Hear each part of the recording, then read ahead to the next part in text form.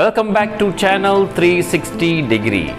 இன்னைக்கு நம்ம செய்ய போகிறது ஸ்ட்ராபெரி பனானா ஸ்மூத்தி. அதுக்கான இன்க்ரீடியன்ஸ் தான் இது.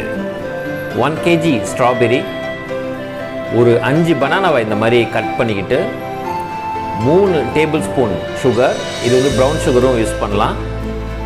அப்புறம் கோல்ட் மில்க் 1 கப். ஓகே, இப்போ நம்ம மிக்ஸி ஜாரில் ஸ்ட்ராபெரியை வந்து போட்டுக்கணும். அதாவது ஃப்ரோசன் ஸ்ட்ராபெரி, இலை நீக்கப்பட்டது.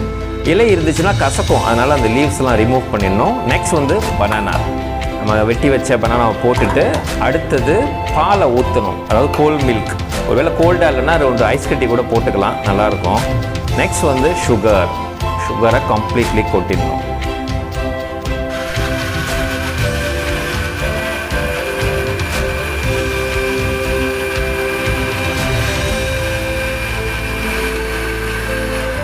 இப்போ 2 நிமிஷம் கிரைண்டுக்கு அப்புறம் ஸ்ட்ராபெரி பனானா ஸ்மூத்தி ரெடி.